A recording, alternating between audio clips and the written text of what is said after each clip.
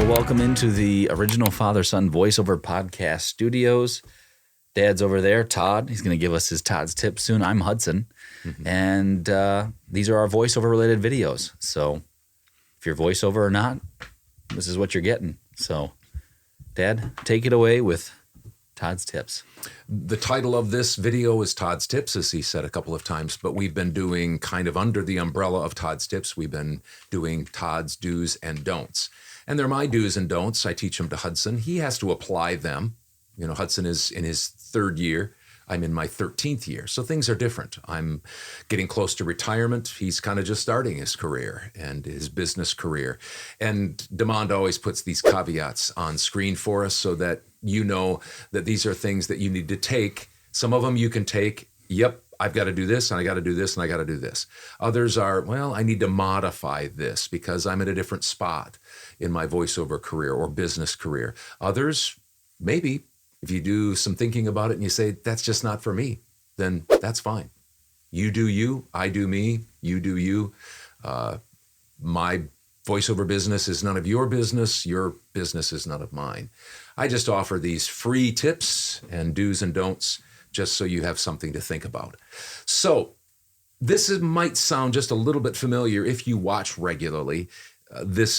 Some of the verbiage, some of the content might sound familiar, but there's a different, kind of point to it all. So here it is. I do believe I know why I am quite different from the majority of VO artists today. I do believe I know why I'm quite different from the majority of the VO artists today.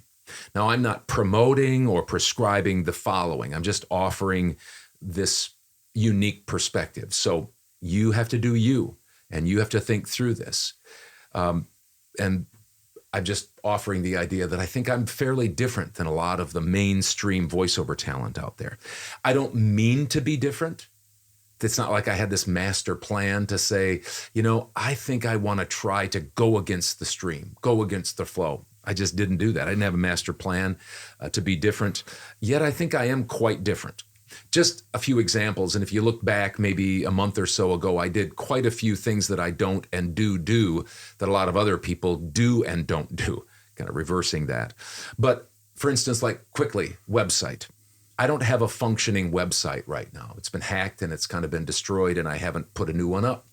And it's probably been about 4 years. Coaching, I do learn from other coaches. I watch quite a few videos and read and things like that, but I've paid for very, very, very little coaching over the year. Conferences, never been to a conference or a meetup or anything like that. And at this point, I don't see that I will. Maybe that'll change.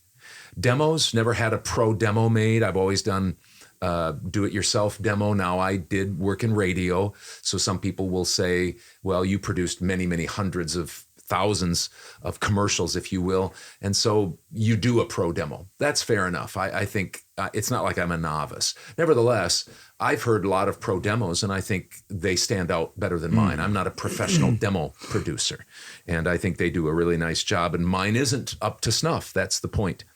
And by the way, my demos are 5 years old. That's not bragging.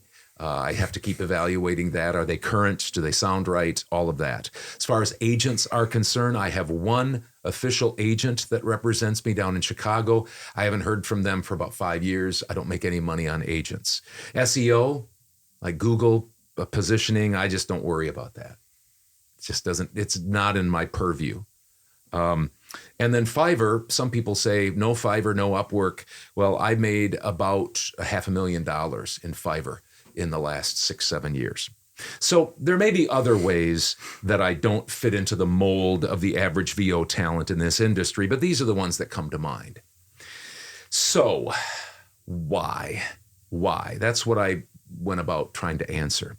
Why do I think I'm different in all those ways? Ways that lots of VO coaches, you watch them, maybe they're your coaches, they would say, these are absolute musts, all the things I don't do.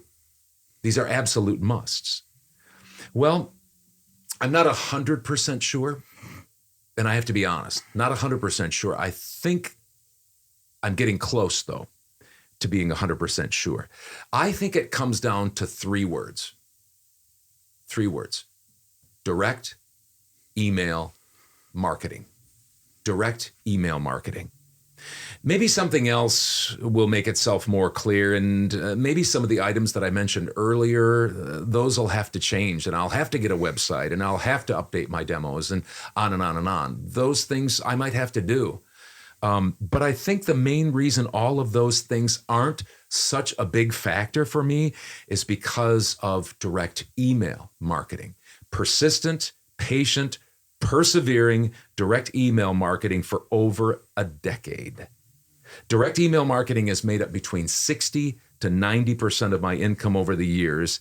And this last year, it was $800 shy of the $200,000 mark.